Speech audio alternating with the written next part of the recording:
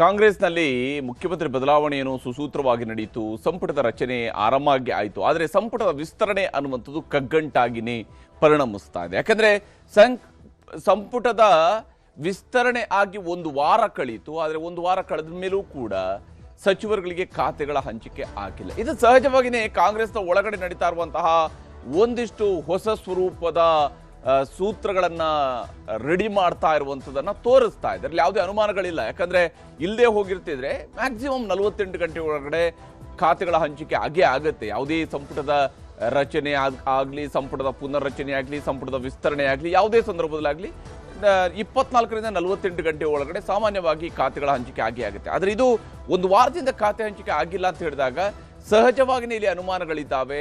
ಸಂಪುಟದಲ್ಲಿ ಏನಾದರೂ ಬದಲಾವಣೆ ಮಾಡೋದಕ್ಕೆ ಹೊರಟಿದ್ದಾರೆ ಅಂತ ಅದನ್ನು ಪುಷ್ಟೀಕರಿಸುವ ರೀತಿಯಾದಂತಹ ಬೆಳವಣಿಗೆಗಳಲ್ಲಿ ಕಾಂಗ್ರೆಸ್ನಲ್ಲೂ ಕೂಡ ಕಾಣ್ತಾ ಇರುವಂಥದ್ದು. ಯಾರನ್ನು ತೆಗಿಬೇಕು, ಯಾರಿಗೆ ಕೊಡಬೇಕು, ಇದು ಸದ್ಯಕ್ಕೆ ನಡೀತಾ ಇರುವಂತಹ ಚೌಕಾಸಿ. ಯಾಕಂದ್ರೆ ಸಂಪುಟಕ್ಕೇನೋ ಸೇರ್ಪಡೆ ಮಾಡಿ ಆಯಿತು, ಸಂಪುಟದ ಪೂರ್ಣ ರಚನೆ ಆಗಿ ಆಯಿತು. ಆದರೆ ಈಗ ಯಾರನ್ನ ತೆಗಿಬೇಕು, ಯಾರಿಗೆ ಕೊಡಬೇಕು? ದಿಲ್ಲಿಯಲ್ಲಿ ಅದರ ಬದಲು ಆಟದ ಫೈನಲ್ ಈಗ ನಡೀತಾ ಇದೆ. ದೆಹಲಿಗೆ ಹೋಗಿದ್ರು ಮುಖ್ಯಮಂತ್ರಿಯವರು. ಆದರೆ ಅಂತಿಮವಾಗಿ ಏನ್ ರಿಸಲ್ಟ್ ಅದರದ್ದು ಇನ್ನೂ ಸಿಗಬೇಕಷ್ಟೇನೆ. ಬಂಡಾಯ ಸಮಾಧಾನಕ್ಕೆ ಸೂತ್ರ ಏನಾದರೂ ಸಿದ್ಧವಾಯ್ತಾ? ಯಾವ ಸ್ವರೂಪದ ಸೂತ್ರವನ್ನು ಈಗ ರೆಡಿ ಮಾಡ್ತಾ ಇದ್ದಾರೆ? ಇವೆಲ್ಲವೂ ಕೂಡ ಗೊತ್ತಾಗಬೇಕಾಗಿದೆ, ಗೋಚರಿಸಬೇಕಾಗಿದೆ.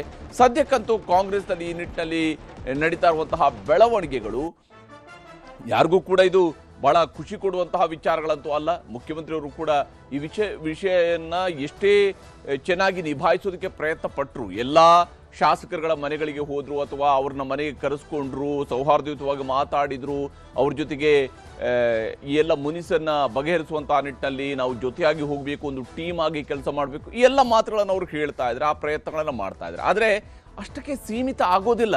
ಇಲ್ಲಿಯ ಕೆಲವು ಬೆಳವಣಿಗೆಗಳು ಅಷ್ಟಕ್ಕೆ ಸೀಮಿತ ಆಗುವಂಗೆ ಕಾಣ್ತಾ ಇಲ್ಲ. ಹೈಕಮಾಂಡ್ ಮಟ್ಟದಲ್ಲಿ ಹೈ ಲೆವೆಲ್ ಮೀಟಿಂಗ್ಗಳು ಕೂಡ ನಡೆದಿದ್ದಾವೆ, ಹೈ ವೋಲ್ಟೇಜ್ ಮೀಟಿಂಗ್ಗಳು ಕೂಡ ನಡೆದಿದ್ದಾವೆ. ದೆಹಲಿಯಲ್ಲಿ ಮಲ್ಲಿಕಾರ್ಜುನ ಖರ್ಗೆ ಹಾಗೂ ರಣದೀಪ್ ಸಿಂಗ್ ಸುರ್ಜೇವಾಲಾ ಅವರ ಜೊತೆಗೆ ಮುಖ್ಯಮಂತ್ರಿಯವರು ಚರ್ಚೆಯನ್ನು ನಡೆಸಿದ್ದಾರೆ. ಬಹಳ ವಿಸ್ತೃತವಾದಂತಹ ಚರ್ಚೆಗಳನ್ನು ನಡೆಸಲಾಗಿದೆ. ನಿನ್ನೆ ರಾತ್ರಿ ಪೂರ್ತಿ ದೆಹಲಿಯಲ್ಲಿ ಹೈ ವೋಲ್ಟೇಜ್ ಮೀಟಿಂಗ್ ನಡೆದಿದೆ. ಹೈಕಮಾಂಡರ ಜೊತೆಗೆ ಮೀಟಿಂಗ್ ಅನ್ನ ನಡೆಸಿದ್ದಾರೆ ಮುಖ್ಯಮಂತ್ರಿಯವರು. ಆ ಮೂಲಕ ಸಾಧಕ ಬಾಧಕಗಳ ಬಗ್ಗೆ ಚರ್ಚೆ ನಡೆಸ್ತಾ ಇದ್ದಾರೆ. ಯಾಕಂದ್ರೆ ಇಲ್ಲಿ ಪ್ರತಿಷ್ಠೆಗಿಂತ ಹೆಚ್ಚಾಗಿ ಸರ್ಕಾರವನ್ನ ಈಗ ಸುಸೂತ್ರವಾಗಿ ತೆಗೆದುಕೊಂಡು ಹೋಗಬೇಕು ಮತ್ತು ಮುಂದಿನ ಚುನಾವಣೆಗೆ ತಯಾರಿ ಮಾಡಬೇಕು. ಮುಂದಿನ ಚುನಾವಣೆಯ ತಯಾರಿ ಅನ್ನುವಂಥದ್ದು ಬಹಳ ಪ್ರಾಥಮಿಕವಾದಂಥ ಅಜೆಂಡಾ ಈಗ ಕಾಂಗ್ರೆಸ್ಗೆ ಇದ್ದೇ ಇದೆ. ಆದಷ್ಟು ಬೇಗ ಸಂಪುಟದ ಗೊಂದಲಗಳನ್ನು ಬಗೆಹರಿಸಿಕೊಳ್ಬೇಕು, ಅದಕ್ಕೆ ಪೂರಕವಾದಂತಹ ನಿರ್ಧಾರಗಳನ್ನು ಕೈಗೊಳ್ಳಬೇಕು ಮತ್ತು ಒಳ್ಳೆಯ ಸ್ವರೂಪದಲ್ಲಿ ಆಡಳಿತವನ್ನು ಕೊಡಬೇಕು. ಇನ್ನೆರಡು ದಿನಗಳಲ್ಲಿ ಅಧಿವೇಶನವೂ ಕೂಡ ಆರಂಭ ಆಗ್ತಾ ಇದೆ. ವಿಧಾನಮಂಡಲದ ಅಧಿವೇಶನವನ್ನು ಕರೆದಿದ್ದಾರೆ. ಆಲ್ರೆಡಿ ದಿನಾಂಕ ಫಿಕ್ಸ್ ಮಾಡಿ ಆಗಿದೆ. ಅಷ್ಟರೊಳಗಡೆ ಮಂತ್ರಿಗಳಿಗೆ ಖಾತೆಗಳ ಹಂಚಿಕೆ ಆಗಬೇಕು, ನೂತನ ಮಂತ್ರಿಗಳಿಗೆ ಖಾತೆ ಹಂಚಿಕೆ ಮಾಡಲೇಬೇಕಾಗಿರುವಂಥದ್ದು. ಮತ್ತು ಅವರು ಸದನಕ್ಕೆ ಹೋದಾಗ ನಮ್ಮ ಮಂತ್ರಿ ಅಂತ ತಿಳ್ಕೊಂಡು ಇಂಟ್ರೊಡ್ಯೂಸ್ ಮಾಡೋಕ್ಕಾಗಲ್ಲ. ಮುಖ್ಯಮಂತ್ರಿಯವರು ತನ್ನ ಇಡೀ ಕ್ಯಾಬಿನೆಟ್ ಅನ್ನ ತನ್ನ ಸದನಕ್ಕೆ, ವಿಧಾನಮಂಡಲಕ್ಕೆ ಪರಿಚಯಿಸುವ ಸಂದರ್ಭದಲ್ಲಿ ಅವರ ಖಾತೆಗಳನ್ನು ಹೇಳಬೇಕಾಗುತ್ತೆ. ಇವ್ರು ಯಾವ ಖಾತೆಯವರು ಅನ್ನೋದ್ರು ಕೂಡ ಹೇಳಬೇಕು. ಹಾಗಾಗಿ ಅದಕ್ಕೆ ಬೇಕಾದ ಪ್ರಯತ್ನಗಳನ್ನು ಮುಖ್ಯಮಂತ್ರಿಗಳು ಮಾಡ್ತಾ ಇದ್ದಾರೆ. ಮಹಿಳಾ ಮಂತ್ರಿ ಕುರಿತು ಅಂತಿಮ ನಿಲುವಿನ ಕುರಿತು ಮಾತುಕತೆಯನ್ನು ಕೂಡ ನಡೆಸಲಾಗ್ತಾ ಇದೆ. ಮಹಿಳಾ ಮಂತ್ರಿ ಯಾರಾಗಬೇಕು, ಈ ವಿಚಾರದಲ್ಲೂ ಕೂಡ ನಿರ್ಧಾರಗಳನ್ನು ಕೈಗೊಳ್ಳಬೇಕಾಗಿದೆ. ಹೀಗಾಗಿ ಬಹಳಷ್ಟು ಕಸರತ್ತುಗಳು ತೆರೆಮರೆಯಲ್ಲಿ ನಡೀತಾ ಇರೋದು ಸ್ಪಷ್ಟವಾಗಿ ಗೋಚರಿಸ್ತಾ ಇದೆ.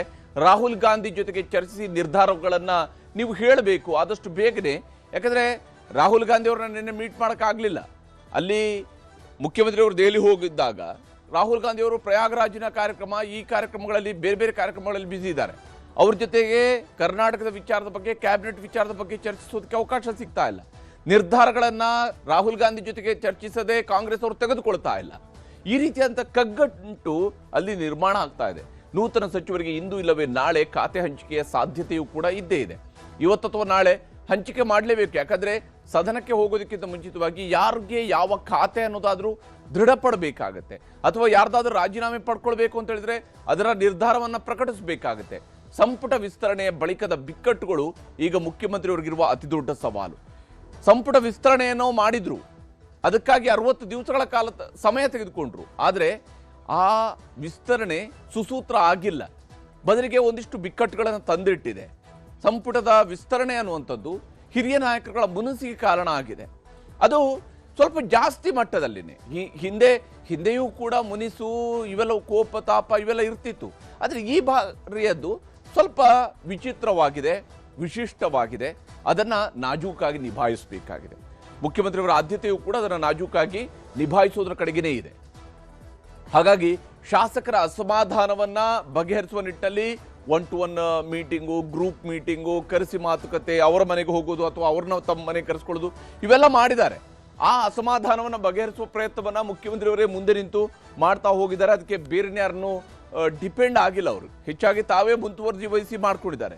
ಜೊತೆಗೆ ಅದೇ ಸಂದರ್ಭದಲ್ಲಿನೇ ಕೆಪಿಸಿಸಿ ಅಧ್ಯಕ್ಷರು ಕೂಡ ಆ ಕೆಲಸವನ್ನು ಮಾಡ್ತಾ ಹೋಗಿದ್ದಾರೆ. ಇನ್ನು ಸಚಿವ ಸ್ಥಾನಕ್ಕೆ ಪಟ್ಟು ಹಿಡಿದು ಅದಕ್ಕಾಗಿ ಮುನಿಸಿಕೊಂಡು ಅದರಿಂದಾಗಿ ಬಂಡಾಯ ಅವರನ್ನ ಸಮಾಧಾನ ಪಡಿಸಲೇಬೇಕು, ಅವರುಗಳನ್ನ ವಿಶ್ವಾಸಕ್ಕೆ ತೆಗೆದುಕೊಳ್ಳಲೇಬೇಕು. ಈಗ ನಮ್ಮಲ್ಲಿ 140 ಜನ ಕೂಡ ಅರ್ಹರೇ, 136 ಜನ ಕೂಡ ಅರ್ಹರೇ, ಇಷ್ಟು ಹೇಳಿದ್ರೆ ಸಾಕಾಗೋದಿಲ್ಲ. ಹೌದು, ನಮ್ಮ ಅರ್ಹತೆಗೆ ನಮ್ಗೇನ್ ಸಿಕ್ತು ಅನ್ನುವ ಮಾತುಗಳು ಶಾಸಕರಿಂದ ಬರ್ತಾ ಇದೆ. ಇನ್ನು ಮಾಜಿ ಮುಖ್ಯಮಂತ್ರಿ ಸಿದ್ದರಾಮಯ್ಯನವರ ಅಭಿಪ್ರಾಯವೂ ಕೂಡ ಬಹಳ ಮುಖ್ಯ ಆಗಿದೆ.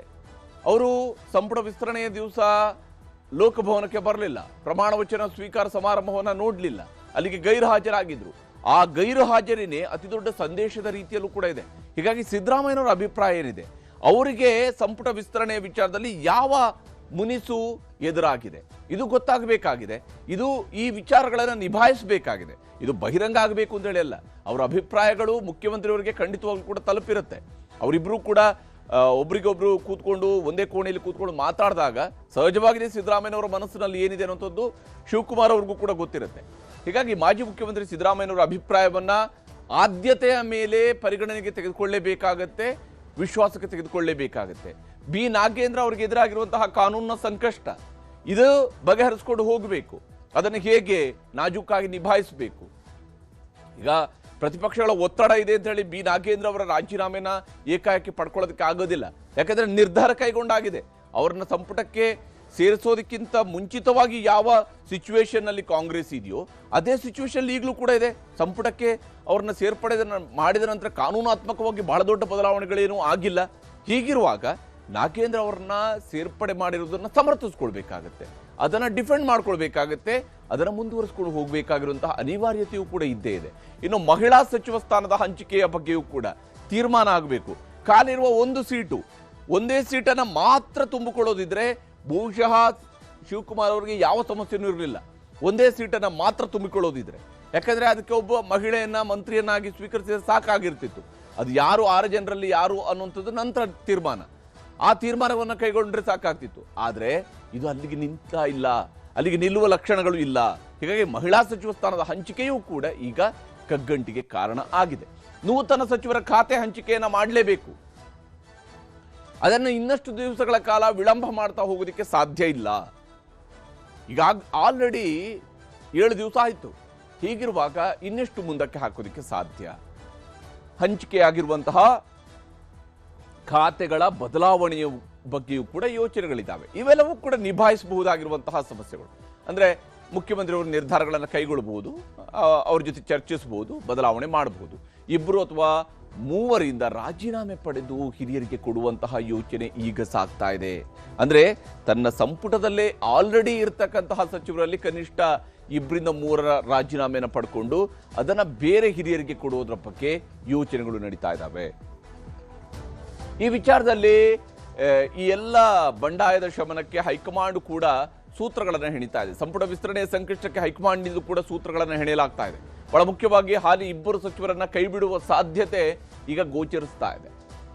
ಆಗಿದ್ದಾಯ್ತು, ಬಟ್ ನಾವೀಗ ಇದನ್ನು ಸರಿಪಡಿಸಬೇಕು ಅನ್ನುವಂತಹ ಕಾರಣಕ್ಕಾಗಿ 2ರನ್ನ ರಾಜೀನಾಮೆ ಪಡೆಯುವಂತಹ ಸಾಧ್ಯತೆ ಇದೆ. ಹೀಗಾಗಿ ಎಂ ಕೃಷ್ಣಪ್ಪ ಅವರ ಜೊತೆಗೆ ಮತ್ತೊಬ್ಬ ಹಿರಿಯ ಶಾಸಕರಿಗೆ ಮಣೆ ಹಾಕುವಂಥದ್ದು ಬಹುತೇಕ ನಿಶ್ಚಿತ ಅಂತ ಹೇಳಲಾಗ್ತಾ ಇದೆ. 2ರನ್ನ ಒಂದು ವೇಳೆ ಸಂಪುಟದಿಂದ ಕೈ ಬಿಟ್ಟರು ಅಂತ ಹೇಳಿದ್ರೆ ಆಗ 3 ಖಾಲಿ ಸ್ಥಾನಗಳು ಏರ್ಪಡ್ತವೆ. ಅದರಲ್ಲಿ ಒಬ್ಬರು ಮಹಿಳೆಗೆ ಅವಕಾಶವನ್ನು ಮಾಡಿಕೊಡ್ಬೋದು, 2 ಹಿರಿಯ ಸಚಿವರುಗಳಿಗೆ, ಹಿರಿಯ ಶಾಸಕರುಗಳಿಗೆ ಅವಕಾಶ ಮಾಡಿಕೊಡ್ಬೋದು. ಹಾಗೆಯೇ ಹಿರಿಯ ಸಚಿವರ ಖಾತೆಗಳ ಬದಲಾವಣೆಯ ಬಗ್ಗೆಯೇ ಅಥವಾ ಹೆಚ್ಚುವರಿ ಖಾತೆಯ ಹಂಚಿಕೆಯ ಬಗ್ಗೆಯೂ ಕೂಡ ಚಿಂತನೆ ನಡೀತಾ ಇದೆ. ಈ ನಿಟ್ಟಿನಲ್ಲಿ ಪ್ರಯತ್ನಗಳಾಗ್ತಾ ಇದೆ. ಅತೃಪ್ತರಿಗೆ ಪ್ರಬಲ ನಿಗಮ ಮಂಡಳಿಗಳಿಗೆ ಅಧ್ಯಕ್ಷ ಸ್ಥಾನವನ್ನು ಕೂಡ ಕೊಡಬಹುದು. ಅತೃಪ್ತ ಶಾಸಕರುಗಳಿಗೆ ಪ್ರಬಲ ನಿಗಮ ಮಂಡಳಿಯ ಅಧ್ಯಕ್ಷ ಸ್ಥಾನ, ಶಾಸಕರ ಕ್ಷೇತ್ರಗಳಿಗೆ ಹೆಚ್ಚಿನ ಅನುದಾನದ ಭರವಸೆ, ಇವೆಲ್ಲವೂ ಕೂಡ ಮುಖ್ಯಮಂತ್ರಿಯವರು ಮಾತುಕತೆ ಮೂಲಕವಾಗಿ ನಿಭಾಯಿಸಿಕೊಂಡು ಹೋಗಬಹುದಾಗಿರುವಂತಹ ವಿಚಾರಗಳು. ಈ ವಿಷಯದಲ್ಲಿ ಮುಖ್ಯಮಂತ್ರಿಯವರು ಏನು ಹೇಳ್ತಿದ್ದಾರೆ ಅನ್ನೋದು ಕೂಡ ನಿಮ್ಗೆ ತೋರಿಸ್ತೀವಿ. ಕ್ಯಾಬಿನೆಟ್ ಇನ್ನೂ ಆಗಿಲ್ಲ ಅಂತ ಯಾರಾಗಿಲ್ಲ, ಒಂದೇ ಒಂದು ಕಾಲಿದೆ ಅಷ್ಟೇ. ಒಂದೇ ಅದೇ ಒಂದು ಕಾಲಿದೆ. ಮಹಿಳೆ ಕೋಟ ಅಂತ ಒಂದು ಮಹಿಳೆ ಕೊಡ್ಲೇಬೇಕು. ಅದು ಯಾವಾಗ ಆಗ್ಬೋದು? ಒಂದ್ 2 ದಿನ ಅಥವಾ ಅದೇನು ಅಷ್ಟು ಅರ್ಜೆಂಟ್ ಏನಿಲ್ಲ. ಮಹಿಳೆ ಕೊಡ್ಬೇಕು, ಕೊಡ್ತೀವಿ. ಸರ್, ಈಗಾಗಲೇ ಸಚಿವ ಸ್ಥಾನ ನೀಡಿದೀರಾ, ಖಾತೆ ಹಂಚಿಕೆ ಬೇರೆ ಹತ್ರ ಬರ್ತಿದೆ. ಇನ್ 3 ದಿನ, ನಾಳೆ 3 ದಿನ. ಎಷ್ಟು ದಿನ ಇತ್ತು ಯಡಿಯೂರಪ್ಪನವ್ರು, ಎಷ್ಟು ದಿನ ಇದ್ರು. ನಾವೆಲ್ಲರಿಗೂ ಹೋಗಿ, ನೀವು ಮಂತ್ರಿಗಳು ಎಲ್ಲ ಜಿಲ್ಲೆಗಳಿಗೆ ಹೋಗಿ ಎಲ್ಲ ಬರದ ಬಗ್ಗೆ ನೋಡಿ ಅಂತ ಹೇಳಿದೀನಿ. ಎಲ್ಲರಿಗೂ ಬಹಳ ಒಳ್ಳೆ ಕೆಲಸ ಮಾಡಿದ್ದಾರೆ. ಊರಿಗೆಲ್ಲ ತಂದು ಎಲ್ಲ ರಿಪೋರ್ಟ್ ಮಾಡಿ ಹೋಗಿದ್ದಾರೆ, ದೂರ್ ಮಾಡಿದ್ದಾರೆ. ಬರ್ತೀನಿ. ಹೀಗೆ ಮುಖ್ಯಮಂತ್ರಿಯವರು ನಾನು ಎಲ್ಲವನ್ನು ಕೂಡ ಸುಸೂತ್ರವಾಗಿ ನಿಭಾಯಿಸ್ತೀನಿ ಅನ್ನುವಂತಹ ಸಂದೇಶವನ್ನ ಕೊಡ್ತಾ ಇದ್ದಾರೆ. ಆದರೆ ಇಲ್ಲಿ ಬದಲಾವಣೆಯ ವಿಚಾರಗಳಿಗೆ ಬಂದಂತಹ ಸಂದರ್ಭದಲ್ಲಿ ನೋಡಿ, ಮಂಕಾಳು ವೈದ್ಯ ಅವರದ್ದು ಹೆಸರು ಇತ್ತು, ಆದರೆ ಅವರನ್ನ ಬದಲಾಯಿಸಿ ಅಲ್ಲಿ ಎಸ್ ಮಲ್ಲಿಕಾರ್ಜುನ್ ಅವರಿಗೆ ಅವಕಾಶವನ್ನ ಮಾಡಿಕೊಡಲಾಯಿತು. ಕಡೆಯ ಹಂತದಲ್ಲಿ 2ನೇ ಪಟ್ಟಿಯಲ್ಲಿ 2ನೇ ಪಟ್ಟಿ ಬಂದಾಗ ಅಲ್ಲಿ ಎಸ್ ಮಲ್ಲಿಕಾರ್ಜುನ್ ಅವರ ಹೆಸರು ಹೋಯಿತು. ಈಗ ಇಲ್ಲಿ ಒಬ್ಬ ಅಹಿಂದ ವರ್ಗದ ಸಚಿವ, ಇನ್ನೋರ್ವ ಮುಸ್ಲಿಂ ಹಾಗೂ ಮತ್ತೋರ್ವ ಒಕ್ಕಲಿಗ, ಇವ್ರುಗಳನ್ನ ಈ ಬಾರಿ ಕೈ ಬಿಡುವ ಸಾಧ್ಯತೆಯೂ ಕೂಡ ಗೋಚರಿಸ್ತಾ ಇದೆ ಅಂತ ಹೇಳಿ. ಇಲ್ಲಿ ಯಾರೋ 3ರನ್ನ ಬದಲಾವಣೆ ಮಾಡಬಹುದು, ಸಂಪುಟದಿಂದ ಕೈ ಬಿಡಬಹುದು ಅನ್ನುವಂಥದ್ದು ಈಗ ಸದ್ಯಕ್ಕೆ ಚರ್ಚೆಯಲ್ಲಿರುವಂತಹ ಅಂಶ. ಇದರಲ್ಲಿ ಯಾವ ನಿರ್ಧಾರ ಆಗುತ್ತೆ ಗೊತ್ತಿಲ್ಲ. ಈ ನಿರ್ಧಾರ ಹೊರಬೀಳುವಂತಹ ಸಾಧ್ಯತೆ ಇದ್ದೇ ಇದೆ. ಈ ನಿಟ್ಟಿನಲ್ಲಿ ಬದಲಾವಣೆಯ ಬಡಿದಾಟ ಅಂತೂ ಮುಂದುವರಿತಾ ಇದೆ. ಸರ್ಕಾರದ ಮಟ್ಟದಲ್ಲಿ ಇದಕ್ಕೆ ಬೇಕಾದಂತಹ ತಂತ್ರಗಾರಿಕೆಗಳನ್ನು ಹೆಣಿಯಲಾಗ್ತಾ ಇದೆ. ಅಹಿಂದ, ಮುಸ್ಲಿಂ, ಒಕ್ಕಲಿಗ ಇವರಲ್ಲಿ ಯಾರ್ಯಾರನ್ನ ಕೈ ಬಿಡ್ತಾರೆ, ಯಾರನ್ನ ಸೇರಿಸ್ಕೊಳ್ತಾರೆ ಗೊತ್ತಿಲ್ಲ. ಅದು ಈಗ ನಿರ್ಧಾರ ಆಗಬೇಕಾಗಿರುತ್ತೆ. ಆ ನಿಟ್ಟಿನಲ್ಲಿ ಪ್ರಯತ್ನಗಳು ಸಾಗ್ತಾ ಇದ್ದಾವೆ. ಇನ್ನು ಬದಲಾವಣೆಯ ವಿಚಾರಗಳಿಗೆ ಬಂದಂತಹ ಸಂದರ್ಭದಲ್ಲಿ ಲೋಕೋಪಯೋಗಿ ಸಚಿವರಾಗಿರುವಂತಹ ಸತೀಶ್ ಜಾರಕಿಹೊಳಿ ಅವರ ಖಾತೆಯೂ ಕೂಡ ಬದಲಾವಣೆ ಆಗಬಹುದು ಅಂತ ಹೇಳಲಾಗ್ತಾ ಇದೆ. ಇಲ್ಲಿ ಅವರು ಕೂಡ ಸಮಾಜ ಕಲ್ಯಾಣ ಖಾತೆಯನ್ನ ಪಡ್ಕೊಳ್ಳೋದ್ರ ಕಡೆಗೆ ಉತ್ಸುಕರಾಗಿದ್ದಾರೆ ಅನ್ನುವಂತಹ ಮಾಹಿತಿ ಇರುವಂಥದ್ದು. ಆ ನಿಟ್ಟಿನಲ್ಲಿ ಪ್ರಯತ್ನಗಳು ಸಾಗ್ತಾ ಇದ್ದಾವೆ ಮತ್ತು ಆ ಬದಲಾವಣೆಗಳನ್ನು ನಿರೀಕ್ಷಿಸಲಾಗಿದೆ. ಇನ್ನು ರಾಮಲಿಂಗಾರೆಡ್ಡಿ ಅವರು ಹಿರಿಯ ಸಚಿವರು, ಜಲಸಂಪನ್ಮೂಲ ಖಾತೆ ಇದೆ. ಇಲ್ಲಿ ಇವರಿಗೆ ಖಾತೆ ಬದಲಾವಣೆಗಿಂತ ಹೆಚ್ಚಾಗಿ ಇವರಿಗೆ ಒಂದು ಹೆಚ್ಚುವರಿ ಖಾತೆ ಸೇರಿಕೊಳ್ಳುವಂತಹ ಸಾಧ್ಯತೆ ಇದೆ. ಮುಜರಾಯಿ ಖಾತೆಯನ್ನ ರಾಮಲಿಂಗಾರೆಡ್ಡಿ ಅವರಿಗೆ ಕೊಡಬಹುದು. ಯಾಕಂದ್ರೆ ಇದೇ ಮೊದಲ ಬಾರಿಗೆ ಮುಜರಾಯಿ ದೇವಸ್ಥಾನಗಳ ಅರ್ಚಕರುಗಳ ಜೊತೆ ಸೇರಿ ನಮಗೆ ಇದೇ ಮಂತ್ರಿ ಬೇಕು ಅಂತ ಕೇಳಿದಾರಂತೂ ಇದೇ ಮೊದಲು. ಯಾವತ್ತೂ ಕೂಡ ಮುಜರಾಯಿ ಸಚಿವರುಗಳ ಬಗ್ಗೆ ಮುಜರಾಯಿ ದೇವಸ್ಥಾನಗಳ ಅರ್ಚಕರು ಬಹಳ ಪ್ರೀತಿಯಿಂದ ಇಟ್ಕೊಂಡಿರುವಂಥದ್ದು ಬಹಳ ಕಡಿಮೆ. ಆದರೆ ರಾಮಲಿಂಗಾರೆಡ್ಡಿ ಅವರ ವಿಚಾರದಲ್ಲಿ ಅವರೇ ಮುಜರಾಯಿ ಸಚಿವರಾಗಬೇಕು ಅಂತ ಕೇಳ್ಕೊಂಡಿದ್ದಾರೆ. ಹಾಗಾಗಿ ಅವರಿಗೆ ಮುಜರಾಯಿ ಖಾತೆಯನ್ನು ಹೆಚ್ಚುವರಿಯಾಗಿ ಕೊಡಬಹುದು. KH ಮುನಿಯಪ್ಪ ಅವರು ಆಹಾರ ಸಚಿವರು, ಅವರು ಕೂಡ ಕಣ್ಣಿಟ್ಟಿರುವಂಥದ್ದು ಸಮಾಜ ಕಲ್ಯಾಣ ಇಲಾಖೆ ಮೇಲೆ. ಸಮಾಜ ಕಲ್ಯಾಣ ಇಲಾಖೆ ತನಗೆ ಬೇಕೇ ಬೇಕು ಅಂತೇಳಿ KH ಮುನಿಯಪ್ಪ ಅವರು ಕೇಳ್ತಾ ಇದ್ದಾರೆ. ಆದರೆ ಮುನಿಯಪ್ಪ ಅವರೇ ಉಳ್ಕೊಳ್ತಾರಾ ಅಥವಾ ಮುನಿಯಪ್ಪ ಅವರ ಬದಲಿಗೆ ಅವರ ಮಗಳನ್ನ ಏನಾದರೂ ಮಂತ್ರಿ ಮಾಡ್ತಾರಾ, ಈ ಅನುಮಾನ ಇದ್ದೇ ಇದೆ. ಹೀಗಾಗಿ ಇಲ್ಲೊಂದು ಬದಲಾವಣೆಯ ಸಾಧ್ಯತೆಯೂ ಕೂಡ ಗೋಚರಿಸ್ತಾ ಇರುವಂಥದ್ದು.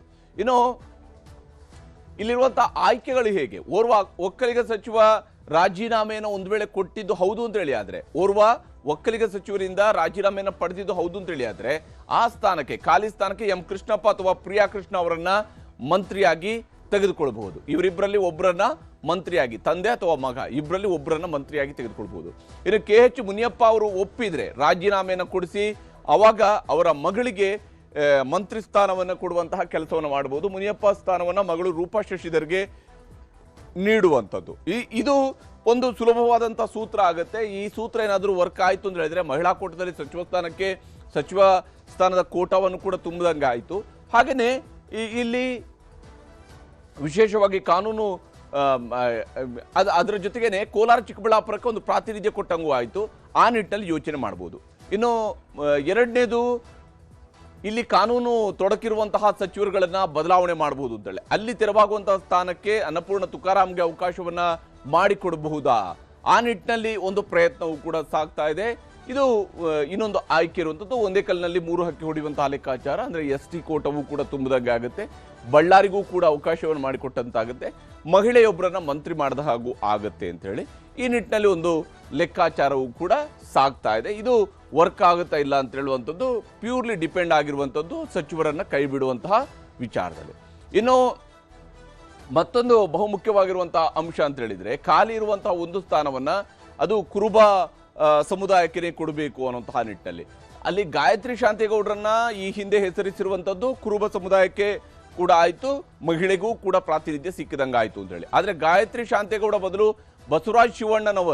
ಬಸವರಾಜ್ ಶಿವಣ್ಣನವರವರಿಗೆ ಏನಾದರೂ ಅವಕಾಶವನ್ನು ಮಾಡಿಕೊಟ್ರು ಅಂತ ಹೇಳಿ ಆದರೆ ಆಗ ಅದು ಕುರುಬಾ ಕೋಟಾಗೆ ಮಾತ್ರ ಸೀಮಿತ ಆಗುತ್ತೆ. ಅಂತಹ ಸಂದರ್ಭದಲ್ಲಿ ಮತ್ತೊಂದು ಅದರ ಬದಲಿನ ಚರ್ಚೆಗಳು ಕೂಡ ನಡೀತಾ ಇದ್ದಾವೆ. ಒಬ್ಬ ಅಲ್ಪಸಂಖ್ಯಾತ ಸಚಿವರ ರಾಜೀನಾಮೆಯನ್ನು ಪಡ್ಕೊಳ್ಬಹುದು ಅಂತೇಳಿ. ಒಬ್ಬ ಅಲ್ಪಸಂಖ್ಯಾತ ಸಚಿವರ ರಾಜೀನಾಮೆಯನ್ನು ಪಡ್ಕೊಂಡು ಅದರಲ್ಲಿ ಶಾಸಕಿ ಖನೀಜ್ ಫಾತಿಮಾ ಅಥವಾ ತನ್ವೀರ್ ಸೇಠ್ ಅವರಿಗೆ ಸಚಿವ ಸ್ಥಾನವನ್ನ ಕೊಡಿಸುವಂತಹ ಕೆಲಸವನ್ನು ಕೂಡ ಮಾಡಬಹುದು. ಒಂದೇ ಕಲ್ಲಿನಲ್ಲಿ ಎರಡು ಹಕ್ಕಿ ಹೊಡೆಯುವಂತಹ ಲೆಕ್ಕಾಚಾರವು ಕೂಡ ಇಲ್ಲಿ ಸಾಗಿರುವಂಥದ್ದು. ಹಿರಿಯ ನಾಯಕರಿಗೆ ಸಮಾಧಾನ ಮಾಡುವಂಥದ್ದು, ಮುಸ್ಲಿಂ ಕೋಟಾವನ್ನು ಭರ್ತಿ ಮಾಡುವಂಥದ್ದು, ಈ ಸಾಧ್ಯತೆಯೂ ಕೂಡ ಗೋಚರಿಸ್ತಾ ಇದೆ. ಹೀಗೆ ಬಹಳಷ್ಟು ಚರ್ಚೆಗಳು ಕಾಂಗ್ರೆಸ್ನ ಒಳಗಂತೂ ಸಾಗ್ತಾ ಇರುವಂಥದ್ದು. ಇನ್ನು ಸಂಭವನೀಯ ಖಾತೆಗಳು ಯಾವ್ಯಾವುದು ಅಂತೇಳಿ ನೋಡ್ತಾ ಹೋದಾಗ PM ನರೇಂದ್ರ ಸ್ವಾಮಿ ಅವರಿಗೆ ಅರಣ್ಯ ಮತ್ತು ಪರಿಸರ ವಿಜ್ಞಾನವನ್ನ ಕೊಡಬಹುದು. ಬಸವರಾಜ ರಾಯರೆಡ್ಡಿ ಅವರಿಗೆ ಕಾನೂನು ಪ್ರವಾಸೋದ್ಯಮ ಖಾತೆಗಳ ಹಂಚಿಕೆ ಆಗುವ ಸಾಧ್ಯತೆ ಇದೆ. SS ಮಲ್ಲಿಕಾರ್ಜುನ ಅವರಿಗೆ ಈ ಹಿಂದೆ ನಿಭಾಯಿಸಿದ ತೋಟಗಾರಿಕೆ ಮತ್ತು ಗಣಿ ಹಾಗೂ ಭೂ ವಿಜ್ಞಾನ ಖಾತೆಯನ್ನ ಹಂಚಿಕೆ ಮಾಡುವಂತಹ ಸಾಧ್ಯತೆ ಇದೆ. ಇನ್ನು ಚಲುವರಾಯಸ್ವಾಮಿ ಅವರಿಗೆ ಕೃಷಿ, KM ಶಿವಲಿಂಗೇಗೌಡರಿಗೆ ವಸತಿ, ಲಕ್ಷ್ಮಣ ಸವದಿ ಅವರಿಗೆ ಸಹಕಾರ ಮತ್ತು ಸಕ್ಕರೆ ಖಾತೆಗಳ ಹಂಚಿಕೆಯಾಗುವಂತಹ ಸಾಧ್ಯತೆಗಳು ಗೋಚರಿಸ್ತಾ ಇದ್ದಾವೆ. ಹಾಗೆಯೇ ಮಧು ಬಂಗಾರಪ್ಪ ಅವರಿಗೆ ಪ್ರಾಥಮಿಕ ಮತ್ತು ಪ್ರೌಢಶಿಕ್ಷಣ, ವಕ್ಫ್ ಅಲ್ಪಸಂಖ್ಯಾತರ ಕಲ್ಯಾಣ ಖಾತೆಯನ್ನು ಜಮೀರ್ ಅಹಮದ್ ಖಾನ್ ಅವರಿಗೆ, KN ಬಸವಂತಪ್ಪ ಅವರಿಗೆ ಪೌರಾಡಳಿತ ಖಾತೆಯನ್ನು ಕೊಡುವಂತಹ ಸಾಧ್ಯತೆಗಳು ಗೋಚರಿಸ್ತಾ ಇದ್ದಾವೆ. ಹಾಗೆ ವಿಜಯಾನಂದ ಕಾಶಪ್ಪನವರಿಗೆ ಕೈಮಗ್ಗ, ಜವಳಿ, ಕೃಷಿ ಮಾರುಕಟ್ಟೆ, ಸಣ್ಣ ಕೈಗಾರಿಕೆಯನ್ನು ಡಾಕ್ಟರ್ ಅಜಯ್ ಸಿಂಗ್, ಅಬಕಾರಿ ಖಾತೆಯನ್ನು ರುದ್ರಪ್ಪ ಮಾಣಿಯವರಿಗೆ ಹಂಚಿಕೆ ಮಾಡುವಂತಹ ಸಾಧ್ಯತೆಗಳು ಗೋಚರಿಸ್ತಾ ಇದ್ದು, SC ಬಾಲಕೃಷ್ಣ ಅವರಿಗೆ ಸಣ್ಣ ನೀರಾವರಿ, ರಿಜ್ವಾನ್ ಅರ್ಷದ್ ಅವರಿಗೆ ಉನ್ನತ ಶಿಕ್ಷಣ ಇಲಾಖೆ ಹಾಗೂ ಸಿ ಪುಟ್ಟರಂಗಶೆಟ್ಟಿ ಅವರಿಗೆ ಪಶುಸಂಗೋಪನೆ ಮತ್ತು ರೇಷ್ಮೆಯಂತಹ ಖಾತೆಯನ್ನು ಹಂಚಿಕೆ ಮಾಡುವ ಸಾಧ್ಯತೆಗಳಿದ್ದಾವೆ. ಇನ್ನು ಸಂತೋಷ್ ಲಾಡ್ ಅವರಿಗೆ ಕಾರ್ಮಿಕ ಖಾತೆ, ಶಿವರಾಜ್ ತಂಗಡಗಿ ಅವರಿಗೆ ಕನ್ನಡ ಮತ್ತು ಸಂಸ್ಕೃತಿ ಇಲಾಖೆಯನ್ನು ಹಂಚಿಕೆ ಮಾಡುವಂತಹ ಸಾಧ್ಯತೆ ಇದ್ದು, ರಘುಮೂರ್ತಿ ಅವರಿಗೆ ಪರಿಶಿಷ್ಟ ವರ್ಗಗಳ ಕಲ್ಯಾಣ, ಬಿ ನಾಗೇಂದ್ರ ಅವರಿಗೆ ಬಂದರು ಮೀನುಗಾರಿಕೆಯಂತಹ ಖಾತೆಯನ್ನು ಹಂಚಿಕೆ ಮಾಡುವಂತಹ ಸಾಧ್ಯತೆಗಳು ಸದ್ಯಕ್ಕೆ ಗೋಚರಿಸ್ತಾ ಇದ್ದಾವೆ. ಇದರ ನಡುವೆ ನಾಗೇಂದ್ರ ಅವರಿಗೆ ಒಂದಿಷ್ಟು ರಿಲೀಫ್ ಸಿಕ್ಕಿದೆ. ಸಚಿವ ಬಿ ನಾಗೇಂದ್ರ ಅವರ ಜಾಮೀನು ಆದೇಶದಲ್ಲಿ ಒಂದು ಮಾರ್ಪಾಡನ್ನು ಈಗಾಗಲೇ ಮಾಡಲಾಗಿದೆ. ನ್ಯಾಯಾಲಯ ಮಾರ್ಪಾಡು ಮಾಡಿದೆ. ರಾಜ್ಯ ಬಿಟ್ಟು ತೆರಳುವಂತಿಲ್ಲ ಅನ್ನುವಂಥ ಆದೇಶ ಅವರ ವಿಚಾರದಲ್ಲಿತ್ತು. ಆದರೆ ಈಗ ಆ ಆದೇಶವನ್ನು ಮಾರ್ಪಾಡು ಮಾಡಲಾಗಿದೆ. ದೇಶ ಬಿಟ್ಟು ತೆರಳುವಂತಿಲ್ಲ ಅಂತೇಳಿ ಹೈಕೋರ್ಟ್ ಮಾರ್ಪಾಡು ಮಾಡಿದೆ. ಹಾಗಾಗಿ ಅವರು ರಾಜ್ಯ ಬಿಟ್ಟು ಅಂದರೆ ದೆಹಲಿಗೆ ಹೋಗೋದಕ್ಕೆಲ್ಲ ಕೋರ್ಟ್ ಅನುಮತಿ ಪಡಿಬೇಕಾಗಿಲ್ಲ. ಅನುಮತಿ ಇಲ್ಲದೆ ಸಚಿವ ನಾಗೇಂದ್ರ ವಿದೇಶಕ್ಕೆ ಹೋಗುವಂತಿಲ್ಲ ಅನ್ನುವಂಥದ್ದನ್ನು ಈಗಾಗಲೇ ಹೈಕೋರ್ಟ್ ಹೇಳಿದೆ. ಆಕ್ಷೇಪಣೆ ಸಲ್ಲಿಸಲು ಇಡಿಗೆ ಆಗಸ್ಟ್ 12ರವರೆಗೆ ಕಾಲಾವಕಾಶವನ್ನು ಒದಗಿಸಲಾಗಿದೆ. ಆದರೆ ಇದರ ನಡುವೆನೇ ಇನ್ನೊಂದು ನಾಗೇಂದ್ರ ಅವರ ವಿಚಾರದಲ್ಲಿನೇ ನಡೀತಾ ಇರುವಂತಹ ಇನ್ನೊಂದು ಅಂಶವನ್ನು ಕೂಡ ನಾವು ಗಮನಿಸಬೇಕು. ಆದೇಶ ಮಾರ್ಪಾಡು ಆಗಿದ್ರೂ ಕೂಡ ನಾಗೇಂದ್ರಗೆ ಇಡಿಯ ಟೆನ್ಷನ್ ಇನ್ನೂ ಕೂಡ ಕಡಿಮೆ ಆಗಿಲ್ಲ. ಯಾಕಂದ್ರೆ ಇದು ಇವತ್ತು ಆಗಿರುವಂತಹ ಆದೇಶದ ಮಾರ್ಪಾಡು. ಆದರೆ ಇದಕ್ಕೆ ಮೊದಲು ಕೋರ್ಟ್ ಆದೇಶ ಉಲ್ಲಂಘನೆ ಮಾಡಿ ದೆಹಲಿಗೆ ಹೋಗಿದ್ದರ ಬಗ್ಗೆ ಇಡಿ ಆಕ್ಷೇಪವನ್ನ ಎತ್ತುತ್ತಾ ಇದೆ. ನಾಗೇಂದ್ರ ಅವರು ದೆಹಲಿಗೆ ಹೋಗಿದ್ದಕ್ಕೆ ವಿಡಿಯೋ ಸಾಕ್ಷಿ, CCTV ಫುಟೇಜ್ಗಾಗಿ ಈಗ ಇಡಿಯವರು ಹುಡುಕಾಟವನ್ನ ನಡೆಸ್ತಾ ಇದ್ದಾರೆ. ಸೂಕ್ತ ಸಾಕ್ಷ್ಯಾಧಾರಗಳ ಹುಡುಕಾಡ್ತಾ ಇರುವಂಥದ್ದು ಇಡಿ. ಒಂದ್ ವೇಳೆ ಅದೆಲ್ಲ ಸಿಕ್ತು ಅಂತ ಹೇಳಿದ್ರೆ ಅವರು ಕೋರ್ಟ್ಗೆ ಮನವಿ ಮಾಡಬಹುದು. ಸಾಕ್ಷ್ಯಾಧಾರಗಳು ಸಿಕ್ಕರೆ ಕಾನೂನಿನ ಸಂಕಷ್ಟ ಎದುರಾಗುವಂತಹ ಭೀತಿ ನಾಗೇಂದ್ರ ಅವರಿಗೆ ಕೂಡ ಇದ್ದೇ ಇದೆ. ರಾಜ್ಯಪಾಲರಿಗೆ ಈಗಾಗಲೇ ದೂರು ಅಧಿವೇಶನದಲ್ಲೂ ಕೂಡ ತರಾಟೆಗೆ ಪ್ರತಿಪಕ್ಷದವರು ಸಿದ್ಧತೆಯನ್ನ ಮಾಡಿಕೊಂಡಿದ್ದಾರೆ. ನಾಗೇಂದ್ರ ವಿಚಾರದಲ್ಲಿ ರಾಜಕೀಯದ ಹೋರಾಟವನ್ನು ನಡೆಸೋದಕ್ಕೆ ಬಿಜೆಪಿ ನಾಯಕರುಗಳು ಏನು ಹೇಳ್ತಿದ್ದಾರೆ ಅನ್ನೋದು ನಿಮ್ಗೆ ತೋರಿಸ್ತೀನಿ. ಮೋಸ್ಟ್ಲಿ ಸಿದ್ದರಾಮಯ್ಯನವರು, DK ಶಿವಕುಮಾರ್ ಅವರು ನಾಗೇಂದ್ರ ಬೆದರಿಕೆ ಹಾಕಿದ್ದಾರೆ ಅಂತ ಅವ್ರನ್ನ ಸೇರಿಸ್ಕೊಂಡಿದ್ದಾರೆ.